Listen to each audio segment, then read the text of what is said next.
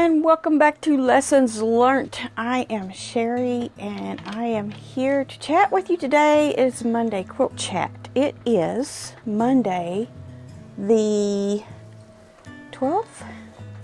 Let me see what day it is. Oh my goodness, it's the 15th. It's the 15th. We're halfway through the month. We're halfway through No by January. And here's Blue to say hello. Say hello, Blue. Say hello. He got cold earlier. I went over to my neighbor's to pick up a package that got left there by mistake. And I let him out to come out with me. And I spent way longer at the neighbor's house than I should have. And he was still outside. So he got cold. He got cold, but he's not shivering anymore. You okay, but you're still a little bitter about it, aren't you? He's a little bitter about it. You ready to lay down? Take a nap? Let's take a nap. Lay down. Lay down. Let's see if he does. Well, I'm here to chat about all things quilty and in my world and in the quilting world in general. And I hope I have something interesting to share with you, or at least interesting to you. These are all just kind of mundane things to me, things that just come to mind, and I think about you all. And maybe you have some of the same issues, struggles, desires, ideas. You know, just all the things that just come out of your mind sometimes. And it's just good to talk about them and see what others are doing or saying about such things and get ideas from each other. So I'm working on something right now, and that is the Harvest Square Dance pattern that I started in September for Stash Timber. It was the one new project that we were to get down and start on, cut it out, get it going. My goal was to see if I could get it done in September, but September came and went, and so did October, November, and December. And I didn't work on it too much during those months either. I did some. I mean, it's close to being ready to put together, ready to put the individual blocks together right now. Well, let me show you. This is the block I'm working on, and I need, I think it's 24 of these. 24, I think. All the same. And so I have 96 of these, and I'm trimming them. I put these together, all of these together, on Friday. Yeah, I'm looking at my quilting journal. So I have them all together and pressed like I like, and then these are the ones that I have trimmed down to 2 inches, and I'm using this 2.5 inch, not 2 inches, it's 2.5 inches. Yeah, I'm using this 2.5 inch thing. It scared me there for a second. I thought, oh no, I'm cutting them too small. This is fine and good, but when you lay these on here, there's this little bump in the middle, and I did open my last seam on these quarter square triangles. You can see how this one's this way and this one's that way, which, you know, that's fine. But then I opened this one so that I wouldn't have a hump in the middle. And that did help. But there's still an thick area there, so that when I lay this down on it, it doesn't want to stay in place. It wants to kind of slide like that. If any of you have any little hacks on better ways to trim these rather than just trimming with this, I'd be glad to know. I have these ones here for half square triangles, and that was part of the process of getting to these, to this, but no, I hadn't trimmed with this yet. Anyway, these don't help with quarter square triangles, I don't think there's any way you can use them to help you. So I'm just using that little square. Maybe that's the only way they can be done, but it's going to take me a while. I've probably got 12 or 15 here done, and I have this many more to do. And my hand gets tired of just holding it down and then using this on the little mat. So anyway, so once I get all of these done, then I add these plain squares in, and then also these strips around the edges. So this is what composes an entire block. But I need to make a bunch of them, and that's kind of boring. So I'm making myself do this before I start Anne of Green Gables Letters Home. So that's what I'm doing currently. I did a few before I started this video, just to kind of get some of them done. I can stop once I've got a few, make some blocks, give my hand a rest, and start again with the trimming. The trimming is just not my favorite. Not my favorite at all. So this weekend I put another quilt on the long arm. If you're on the Facebook group, you would have seen that. And I got it finished, and I learned some more stuff. I'm getting better at restarting after a thread break or the bobbin runs out. I mean, I think I've only had a thread break. I didn't have any thread breaks on this one, but the bobbin running out was kind of an issue with the pattern that I was using, the design. And so I've kind of learned some things, and there's a Pro Stitcher Light Facebook group as well, so I got a little assistance from there. But there's buku video out there. ProStitcher.com has videos for Pro Stitcher Light.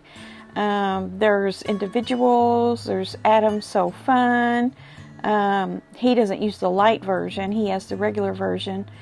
And then there's others too. And of course, Handy Quilter, who's the maker of the Moxie XL machine that I have, they have some Pro Stitcher instructional videos as well. But it seems like I never have the exact circumstances that they're talking through. So I'm just kind of pulling from here and there to get information to be able to get past some obstacles. But I got the quilt completely quilted, and I'm going to make some binding. I'm going to make some binding today and work on putting the binding on this week sometime, and I'll have a quilt to show you. Speaking of which, last week's long-armed quilt, I didn't even show you on Friday. So I'll show you right now. I can't show you the whole entire thing, but you remember this from Stash Timber. It may have been in an October video, I don't know. But it's just a simple, it's a layer cake design. What's it called? Layer cake lemonade? Is that right? I think that's right. So I made this top, and then I did some, let me see if I can find a good place to show you the pattern. Here it is. I'm looking for a dark square. If you can see the long arming on there, how that turned out nice. I think it was called Posy Trail or something, I'm not sure. It's okay, it came out pretty good. And then I used this fabric here. It's got poodles, and it's got a lady on it, or a girl. Put that on the back. Buildings. I think it's Paris themed. Is it? No, it's not Paris themed. I'm not sure what that building is, but it's called Poodle and something. But there's little poodles on it, and there's cats on it. It's just really cute. But anyway, I put that on the back, and then I used that some leftover fabric from another backing from another quilt that I did. I think it was the shimmer quilt. I put this on the back, and this is the one with all the Spanish words on it. So I had a little piece left, and it went really good with it, so I went ahead and finished that up. But I forgot to show you on Friday. What was I thinking? That was a complete finish there. Had an opportunity to show you, and I didn't show you. So it's not a very big quilt. It's like 60 by, no, it was like 48 or 9 by 62, something like that. Not huge. So that was that from last week. So I have 3 quilts that I've done on a long arm. I need to do about 20 more before I feel good about what I'm doing. But we'll get there. We'll get there. And then, let's see. I have my list here. Here's my journaling that I did for last week. There was a couple days where I was actually filling it in the following day, but that's okay. I was able to remember everything that I had put my hands on for the day before. And as you can see, my week before was like this too. It kind of dwindles as the weekend approaches, and it was the same thing this weekend. Although I did do some big things, like the majority of the day Saturday was long arming that quilt. And then I think that was the only thing I did that day, Saturday. So it kind of dwindles as the week goes on, but that's fine. That's just kind of how I roll. So, yes, I did do my journaling. Now, last week I talked to you about out of sight, out of mind projects. You know, all my project bins that I've got, they're under the cutting table, and I don't really see them on a daily basis, just unless I get under there and rifle around in things. So I went ahead and did something about that. I did not find my little whiteboard. I think I donated it, probably in last year's declutter during January, because I wasn't using it. But that's okay, because I came up with a solution. So let me show you. I'm going to move the camera and I'll show you what I did. If you look under the cutting table, there's a cabinet that has 2 drawers in the bottom. That was where these clear bins was. So it was right next to my yardage area. And it fit real nice in there, and under that shelf and everything looked kind of like one unit. But so does this, and it looks better, right? That cabinet to the right of the one with the drawers is all my solids or near solids. And then this is just yardage, and then I think in the drawers I have some extra cutting boards, cutting stuff, and free motion quilting stuff, and I'm not sure what all's in there. It could probably stand to be gone through and used better. So I pulled those bins out, which were under there, and put them out here. And then I labeled them. What a novel idea, right? Let's label the bins. Now I ran out of labels. There's one there that doesn't have a label. I'll get some. I know what these are and where I got them. So that works out perfect. I see it every day. I can just go over there and not have to rifle through. I can see which bin I want, yank it out, and open it up and start working on it. So that turned out good. Now another thing I want to do, see my ruler board over there? It's a peg board. There's a lot of rulers I'm not using. And the ones I am using seem to stay on the board, on the cutting table, which I would like to be able to hang those up every day and have a clear table to start with the next day. So I'm going to go through and take all the rulers off that I don't use anymore, and also the ones I use infrequently, and maybe one of these drawers will house those. We'll see. And then I can put my regular rulers that I use a lot on the appropriate board. So that is kind of my plan. Okay, so yeah, that's my plan. I think that's going to work good. Now I have many more bins than that. That's until I reach that shelf, I have 7 bins that'll fit. So maybe that can be my goal, to just kind of have 7 projects going at a time instead of 15. Because I have 15 of those bins. I don't know. I feel like I'm lower. Hold on. Okay, that's a little bit better. I'm in the center now. Alright, so I took care of that. That makes me feel good. Back on the long arming thing though, I had asked you all about a chair, and I got some good suggestions and feedback on that from the comments in last week's video. I appreciate that very much. Thank you. I'm definitely going to get a chair, because, and like a bar height type chair that is adjustable and movable, like with wheels. So I discovered yesterday, after spending an entire day in front of the long arm, that I have got to have something to sit on where I can watch the machine, where I can use the tablet that's on it in a more comfortable way, because my feet were killing me at the end of the day. All of my joints were killing me, my hips and my knees, everything was hurting. So yeah, I do need a chair. So I looked into different resources for that. I went to Wayfair, I went into Amazon. I think that's the only two places that I looked.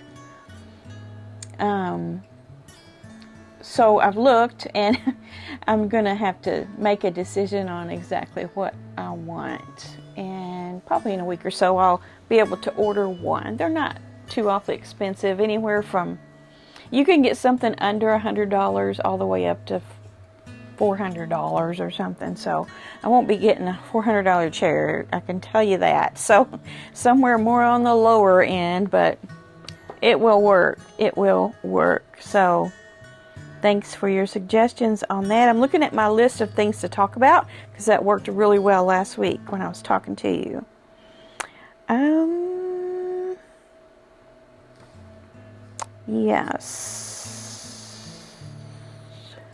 Yes.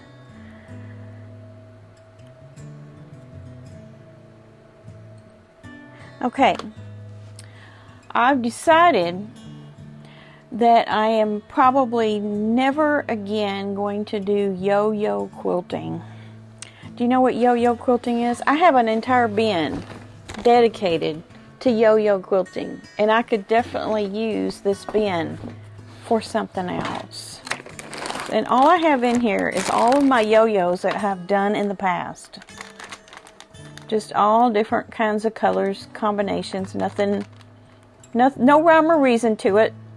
I don't think I will ever use these. I don't think I will ever, it was just such a 90s thing that I don't think that I will ever do anything with these. So I think I'm going to just sell this bag on eBay. I'll stick it in my eBay store. If you see a listing in the description box, you'll know it's there. If you're not doing no buy January, then help yourself. But if you are, don't buy those. Here's my little kit for doing it. I just had a little hard cardboard round thing. I probably should put these in there too. Maybe I'll just put this whole mess in there. That quilting thread. Would I ever use that quilting thread? Hand quilting thread. I've got two different ones here. I don't know. But I might stick this in that bag in case somebody wants to make the exact same ones that I did. Probably should take those needles out of there. I have a needle stuck in the end of each spool. Stick that in my pin cushion. Maybe I'll just stick all of this in there. And then whoever wins it can use that thread. Now this little tin, I probably could use it for something. I might take that inside and use it with the long arm. So with that being said, and this being empty, I might use that for something else that's coming up on Wednesday's video. I'm going to have a video for you on Wednesday that is about strange but necessary items to organize in your sewing room.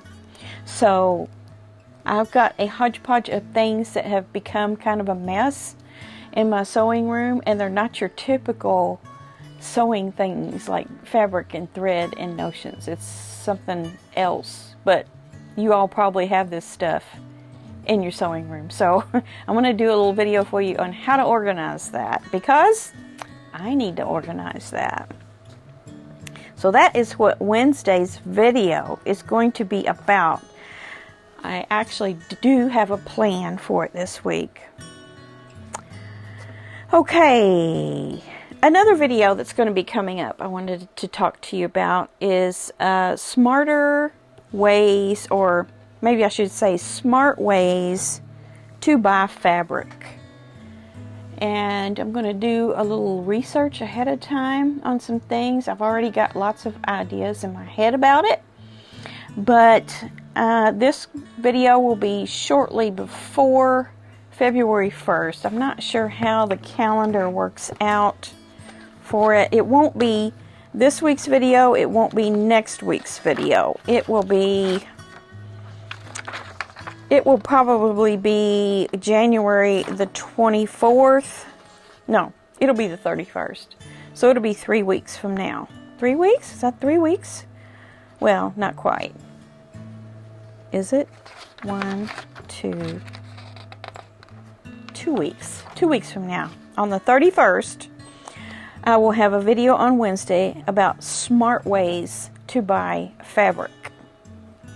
Because we'll be coming off of no buy January, and we don't want to lose our minds and just go out and buy everything in sight because of our withdrawal symptoms from not buying in January. So the 31st, look for that. Smart ways to buy fabric.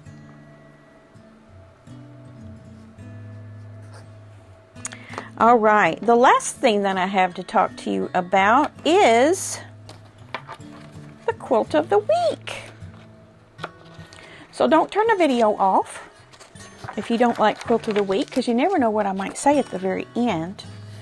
Oh, by the way, let's do the housekeeping. Look on your screen. Look for a word that says subscribe. If you see it, touch it. And then when you see the bells, touch the black bell. And that way you will be sure to see all of these videos that I'm talking about that I'm going to do in the future.